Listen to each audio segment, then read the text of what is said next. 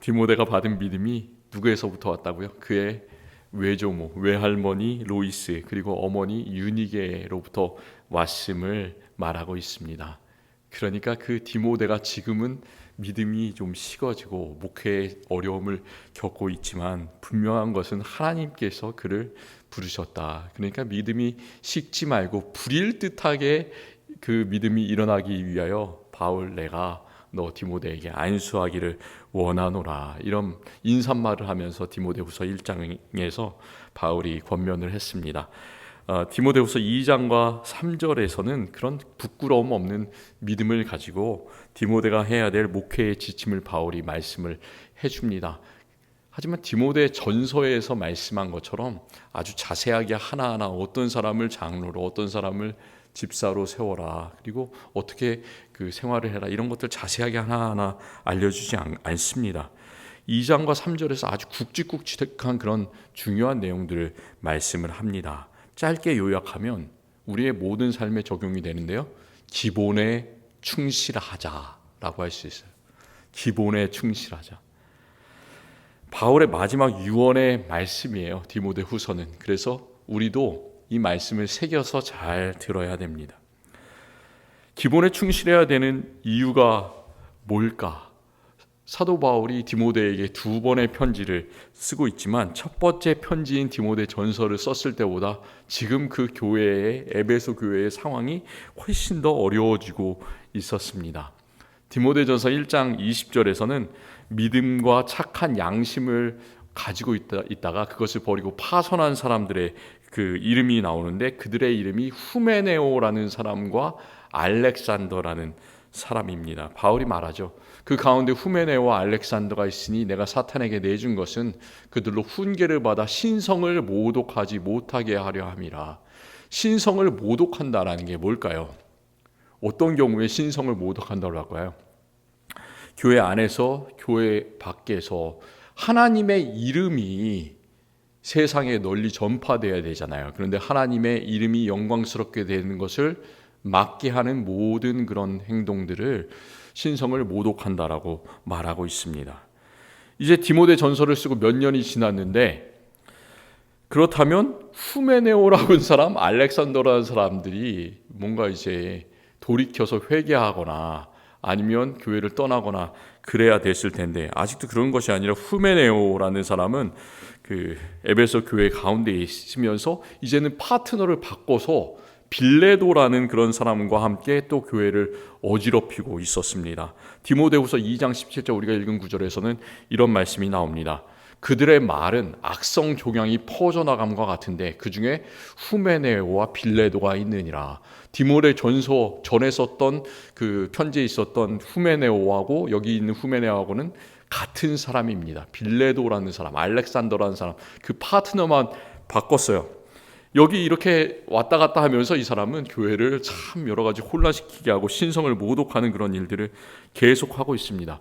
여기서 악성 종양이라는 말이 참 궁금한데요. 악성 종양이라는 것은 우리 종양 중에서도 양성 종양이 있고 악성 종양이 있지 않습니까? 그런데 악성 종양이라는 말은 헬라어로 뭐라고 되어 있냐면 강그라이나라고 되어 있어요. 강그라이나. 그런 말이 그 영어에서도 똑같이 내려와서 갱그레인이라는 영어 단어가 있습니다. 그 단어가 어떤 단어냐면요, 우리가 영어 의료 그런 그 용어에서 익숙하지 못하겠지만 그 갱그레인이라는 말은 괴질이라는 그런 뜻이에요. 괴사라는 뜻입니다. 괴사.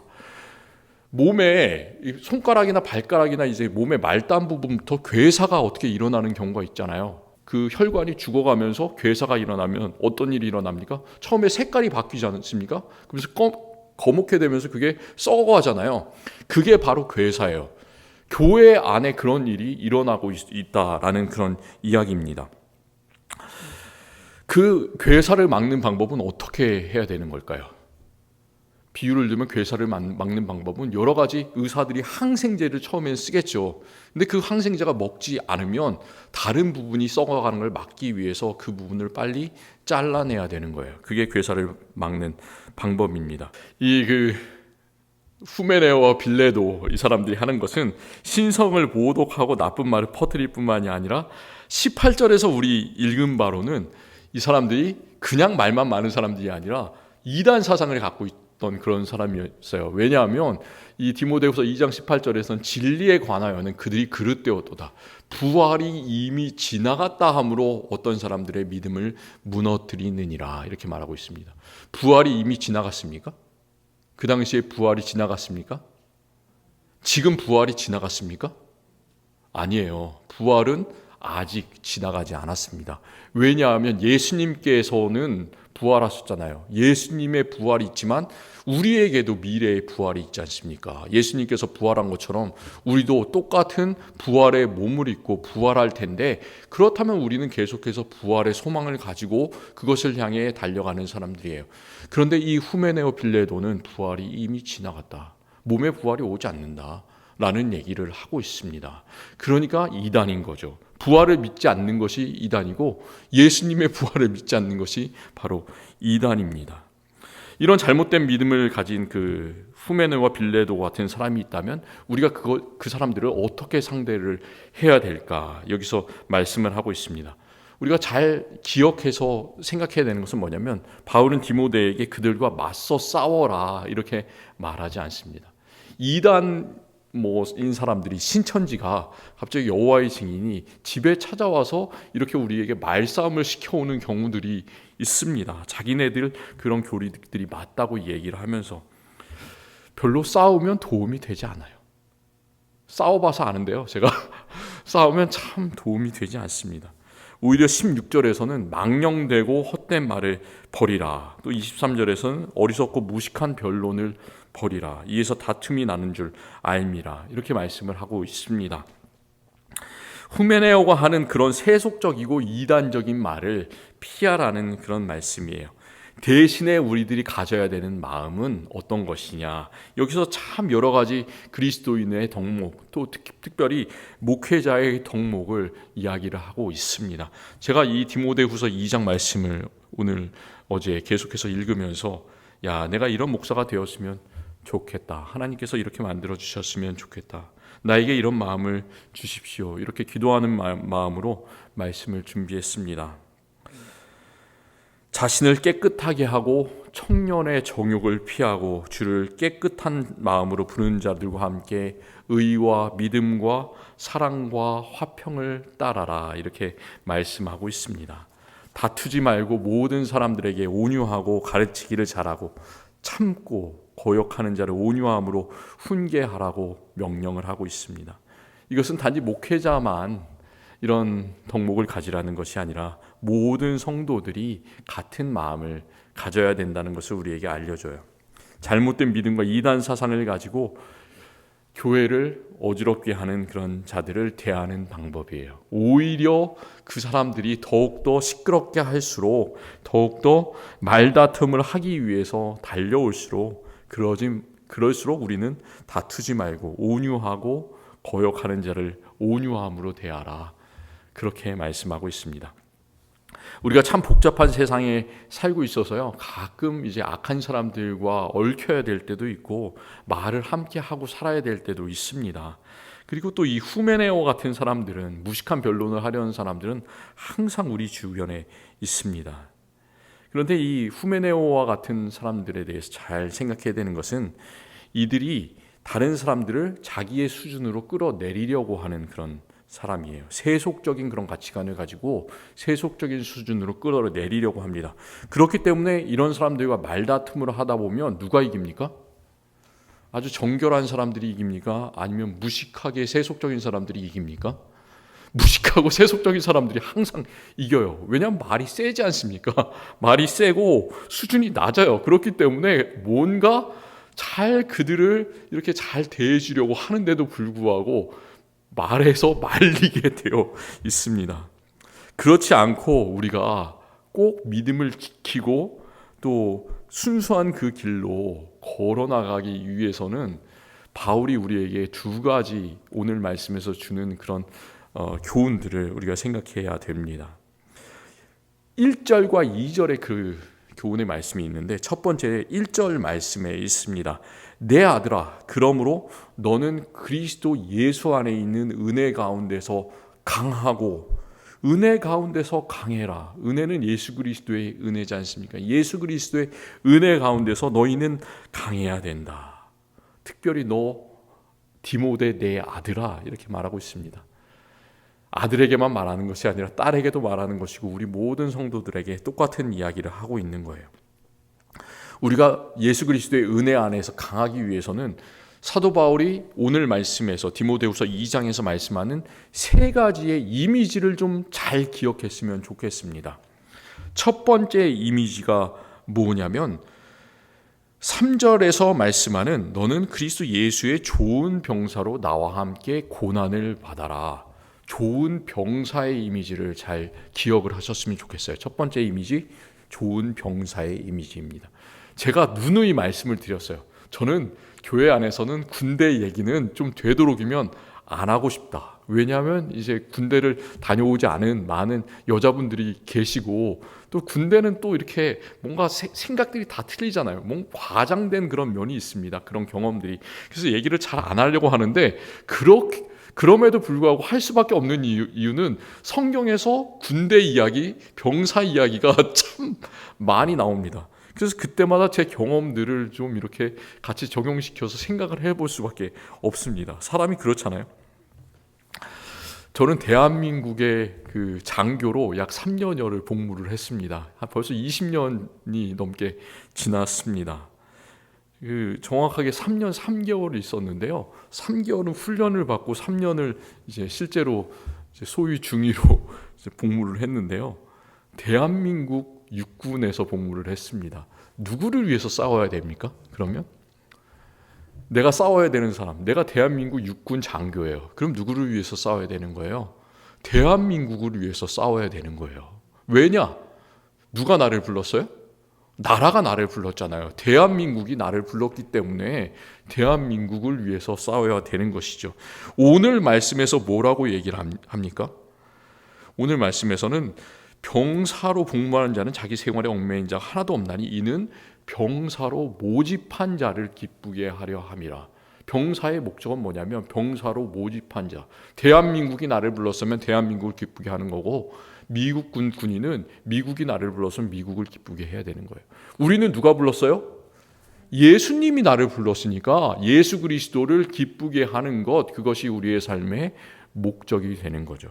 제가 참 재밌는 그런 그 경험들이 하나 있었어요. 군대 훈련을 받기 위해서 이제 훈련소에 들어갔는데 장교 훈련소는 약간 좀 틀려요.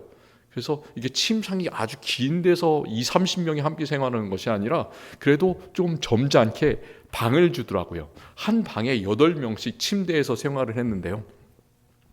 그 8명 중에 한 명이 너무나 그 견디기 힘든 거예요. 훈련이 참 힘들었습니다. 어려웠습니다. 그냥 일반 병사들 훈련보다 훨씬 더 좀 어려운 훈련들을 처음에 며칠 동안 하는데 견디기가 힘드니까 이 친구가 뭘 했냐면 연필을 가지고 숫자를 자기 침대 머리맡에다 쓰기 시작을 했어요. 어떤 숫자일까요? 며칠 남았나? 군대에서 내가 일해야 되는 날짜가 3년 하고 훈련 3개월, 3년 3개월이 남았다. 그래서 그걸 날짜를 계산해서 쓰기 시작했습니다. 1년이면 며칠이에요? 365일. 365일 곱하기 3 하면 1095일. 그리고 훈련 기간이 3개월인데 제가 7월 1일 날 딱 들어갔습니다. 7월, 8월, 9월 하니까 31일짜리가 2번 있고 30일짜리가 한 번 있잖아요. 그러니까 92일. 그리고 또 그때가 윤년이 꼈어요. 그래서 윤년이 끼면 1일을 더 일해야 되잖아요. 그래서 그걸 다 더하니까 1188일이었습니다. 그래서 1188부터 이 친구가 쓰기 시작한 거예요. 자기 머리맡에 아주 조그맣게 1188, 87, 86 쓰기 시작하는데 그게 잘 무사하게 계속해서 쓸 수 있었을까요? 없었을까요? 있었으면 별로 재미가 없었겠죠. 걸린 거예요. 훈육 장교가 있는데 대위였습니다. 2명이 있는데 한 명이 매 눈을 가지고 있는데 그게 절대 보일 수 없는 자기만 보이는 그런 것이거든요. 근데 그걸 지켜보고 딱 걸린 겁니다. 그래서 이 친구는 그날 거의 잠을 잘 수가 없었습니다. 밖에 나가서 계속해서 이제 군장을 메고 운동장을 뛰고 밤새도록 그 일을 하게 됐습니다. 그게 잘못된 일일까요? 잘한 일일까요? 훈련의 무료함을 달래기 위해서 그걸 좀 어떻게 극복하게 해보기 위해서 이렇게 1188일부터 쓰기 시작했는데 뭐가 잘못된 것일까? 제가 말씀을 드렸지 않습니까? 우리의 목적은 무엇이라고요? 대한민국을 기쁘게 하고 우리는 예수님께서 부른 사람들이기 때문에 예수 그리스도를 기쁘게 해야 되는데 이 친구는 목적이 잘못된 거죠. 왜냐? 자기를 부른 사람을 기쁘게 하는 것이 아니라 그냥 그 시간을 그냥 어영부영 어떻게 됐든지 간에 때우기 위해서 존재하는 그런 거였습니다. 우리는 남은 시간을, 우리의 인생의 남은 시간, 나에게 주어진 남은 시간을 그냥 때우기 위해서 존재하는 그런 사람들이 아니라 자기를 병사로 부르신 자를 위해서, 예수 그리스도를 위해서 존재하는 그런 사람들입니다. 그렇기 때문에 우리는 예수 그리스도께서 고난 당하신 것처럼 함께 고난 당하면서 좋은 병사가 되어야 될 줄로 믿습니다. 첫 번째 이미지는 좋은 병사의 이미지. 두 번째 이미지는 5절에서 얘기하고 있는데 경기하는 자가 법대로 경기하지 아니하면 승리자의 관을 얻지 못할 것이다 말하고 있습니다. 두 번째 이미지는 어떤 이미지입니까? 경기하는 자의 이미지. 사도 바울은 항상 그 이미지 중에서도 어떤 경기? 달리기 경기를 얘기를 합니다. 육상 트랙이 있고요. 그 트랙이 참 긴 트랙이죠.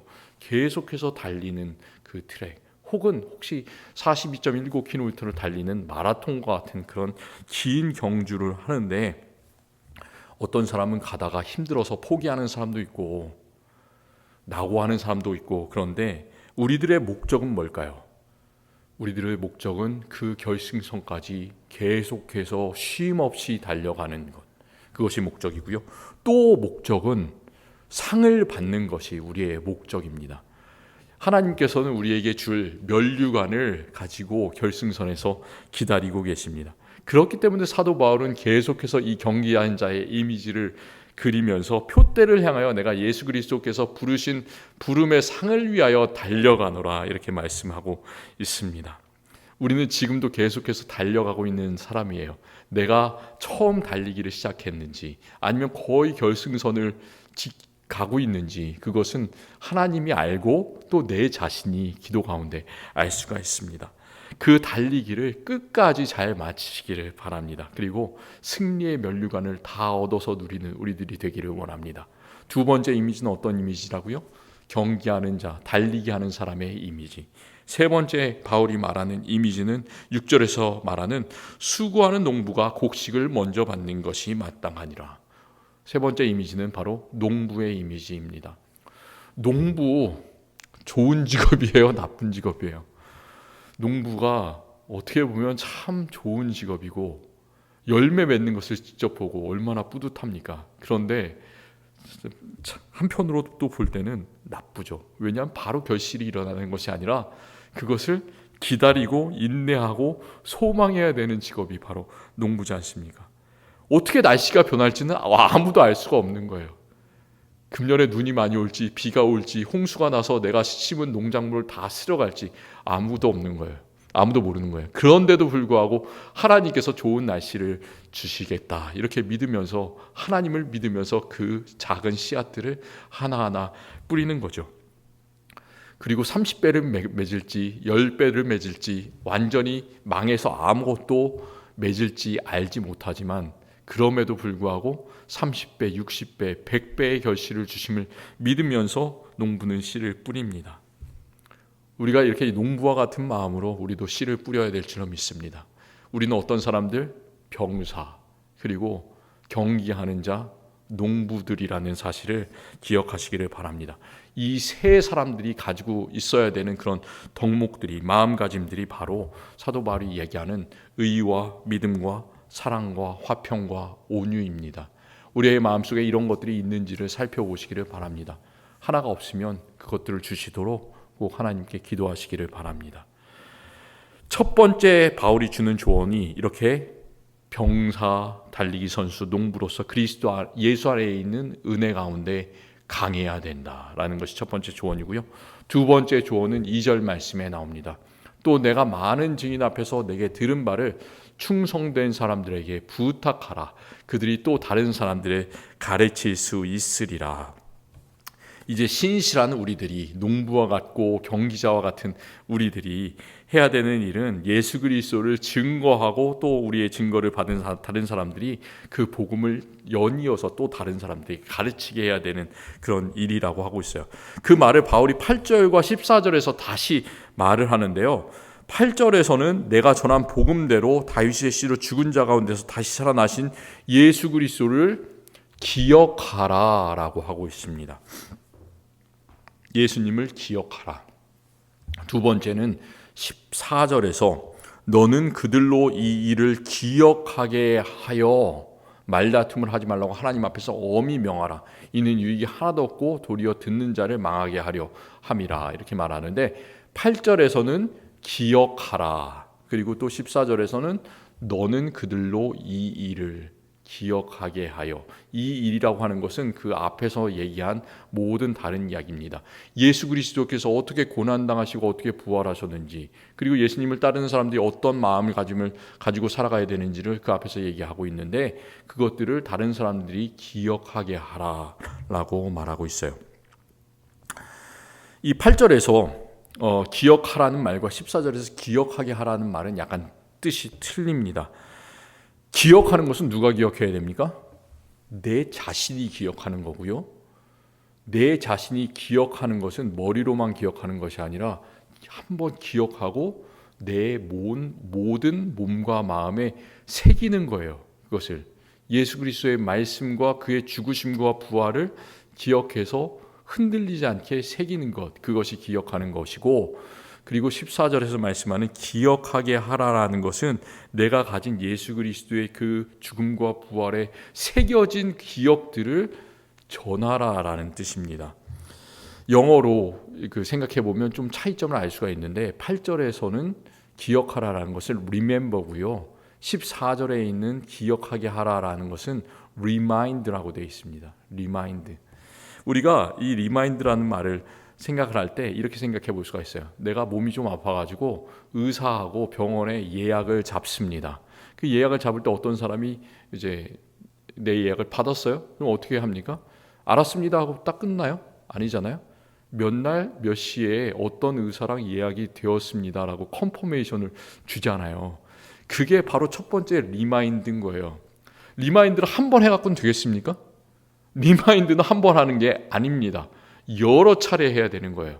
그래서 일주일 전에도 내 그 병원에 내 전화번호가 이렇게 입력이 돼 있으면 내 전화로 문자가 와요. 몇 날 몇 시에 일주일 후에 이 의사랑 예약이 되어 있습니다. 다시 한번 리마인드가 오고요. 하루 전에 또 리마인드가 또 와요. 계속해서 이렇게 리마인드를 보내는 거죠.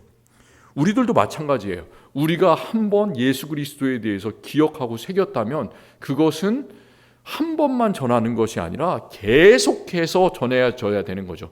예배가 왜 일주일에 한 번만 있지 않고 수요일 날도 있고 새벽 기도도 있고 계속해서 주중에 있는지 아십니까? 하나님의 말씀은 우리가 한 번 들어가지고는 되는 것이 아니에요. 한 번 듣고 두 번 듣고 리마인드를 우리가 계속 듣는 것처럼 우리의 마음속에 새겨질 때까지 계속 듣는 거예요. 그리고 나서 그 마음이 불일 듯이 일어나서 다른 사람들에게 나도 이 하나님의 말씀을 리마인드를 해줘야 되겠다라는 그런 불타는 마음이 들 때까지 계속해서 드는 거예요. 그리고 마찬가지로 성경 공부도 똑같은 겁니다. 성경 공부를 한 번만 하면 되는 것이 아니라 계속해서 하나님의 말씀을 읽고 또 읽고 듣고 또 주일날마다 또 배우고 묵상하고 이렇게 해야 되는 거죠. 그리고 우리가 기독교의 중요한 그런 교리들이 있지 않습니까? 중요한 헌법도 있고 내용들도 있고 그런 것들을 우리 교회는 어떻게 행한다라는 것도 한 번 들어서 되는 것이 아니라 계속해서 훈련을 받고 또 듣고 교육을 받아야 되는 겁니다. 그게 바로 리마인드인 거죠. 우리 기독교가 2000년간 예수님께서 부활하신 다음 지금까지 쉬지 않고 어떻게 이어져 내려왔는지를 생각해 보시기를 바랍니다. 사람들이 전쟁이 났다고 해서 박해를 받았다고 해서 숨어버리고 예수님을 전하지 않았다면 어떻게 됐을까요? 중간에 이 믿음이 끊어졌겠죠. 그럼에도 불구하고 사람들은 그 박해 가운데서도 예수님을 계속 전한 거예요. 그렇기 때문에 우리도 2000년 후에 그 리마인드를 해주는 사람들에 의해서 리멤버를 하고 리마인드를 해주는 사람들에 의해서 우리가 그 믿음을 받은 사람들이 되었습니다. 부활장이라고 불리는 그 고린도후서 15장에서는 예수 그리스도의 부활이 어떻게 퍼져나가 있는지를, 그게 악성 종양이 퍼져나가는 건 진짜 무섭게 퍼져나가지 않습니까? 그런데 그 악성 종양보다 더 무섭게 빠르게 퍼져나가는 것은 바로 예수 그리스도의 부활의 복음이에요. 그 악한 것을 모두 덮어버릴 만큼 얼마나 빠르게 그 좋은 소식이, 복음이 퍼져나간지를 말하고 있는데, 고린도전서 15장 1절에서는 바울이 예수님의 부활에 대해서 이런 말로 시작을 하고 있습니다. 형제들아, 내가 너희에게 전한 복음을 너희에게 알게 하노니 이는 너희가 받은 것이요 또 그 가운데 선 것이라. 너희가 받은 것이요 그 가운데 선 것이라. 그 복음은 다른 사람들이 이렇게 리마인드를 해줬기 때문에 너희가 그 복음을 듣고 거기에 섰다. 고린도전서 15장에서는 예수께서 부활하신 후에 먼저 그 부활의 복음이 베드로에게, 그리고 그 후에 12 제자에게, 그 후에 500여 형제에게, 그 후에 야고보와 맨 나중에 만삭되어 난지 못한 자 같은 나에게도, 바울에게도 전해졌다라고 얘기를 하고 있습니다. 그 부활의 복음은 누가 누구에게 꼭 전해줬기 때문에 그렇게 퍼져나가게 된 거예요. 우리도 그런 거예요. 우리도 지금까지 예수님의 그 부활이 있은 다음에 한 세대를 30년으로 계산한다면 몇 세대를 거쳐서 받은 사람입니까? 약 70세대를 거쳐서 그 복음을 받은 사람 아니에요.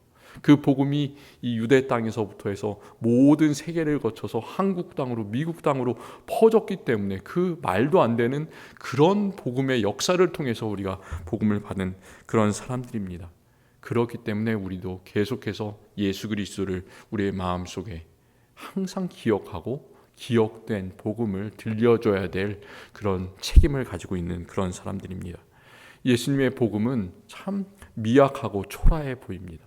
아무 이 큰 세상에서, 복잡한 세상에서 능력이 없는 것처럼 보입니다. 하지만 우리가 읽은 말씀 11절부터 13절까지는 예수 그리스도의 놀라운 복음의 진리를 선포하고 있습니다. 어떻게 해요? 우리가 주와 함께 죽으면 어떻게 됩니까? 죽는 것을 두려워하지 마세요. 죽으면 주와 함께 살 것이요 말씀하고 있습니다. 또 참으면 어떻게 돼요? 왕 노릇하는 거예요. 내가 한번 참으면 하늘에서의 상이 더 커지는 겁니다.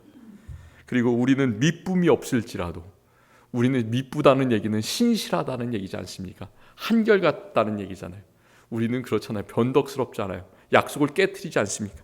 그럼에도 불구하고 주는 항상 미쁘시니 자기를 부인하실 수 없으시리라.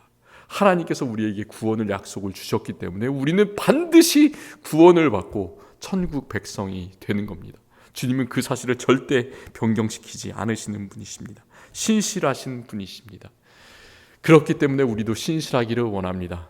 여기서 질그릇도 있고 귀 쓰는 그릇도 있다고 했습니다. 내가 질그릇으로 하나님 앞에 쓰여지는 것만으로 감사하지 않습니까? 그럼에도 불구하고 우리가 이렇게 의와 진리와 화평과 예수 그리스도의 마음을 가지고 따를 때 하나님께서는 우리를 귀 쓰시는 그릇으로 사용하여 주신다고 약속하여 주십니다. 지금은 내가 질그릇 같고 쓸모없는 그런 사람 같지만 하나님께는 참 귀한 그런 사람임을 기억하시기를 바랍니다. 그리고 예수 그리스도의 병사와 경주자와 농부로서 끝까지 부활의 증인으로 살아가는 저와 우리 모든 성도님들 되시기를 간절히 기원합니다. 하나님 감사합니다. 주님께서 우리에게 약속을 주시고 또 책임을 주셔서 우리가 예수 그리스도의 죽음과 부활을 기억하고 새기는 그런 사람들에 의해서 복음을 받았던 것처럼 우리도 다른 사람들에게, 우리의 다음 세대들에게 예수님을 전할 책임을 주시니 감사합니다. 우리 때로 너무 미련하고 때때로 아무 능력이 없고 모세와 같이 입이 뻣뻣한 사람 같아서 마음이 약하고 부끄럽고 주님의 복음을 전하지 못할 때 같은 그런 경우가 많지만 주님께서 우리를 변화시켜 주시옵소서, 사용하여 주시옵소서. 항상 주님을 위해서 일하는 병사가 되기를 원합니다. 경주하는 자가 되기를 원합니다. 농부가 되기를 원합니다. 소망을 가지고 심기를 원합니다. 지금의 어려움을 이겨나가기를 원합니다. 주님 우리에게 놀라운 믿음과 용기를 허락하여 주셔서 주님의 날에 주님을 얼굴과 얼굴로 맞대고 볼 수 있는 그런 귀한 소망을 가진 자들 되게 하여 주시옵소서. 예수 그리스도의 이름으로 간절히 기도합니다. 아멘.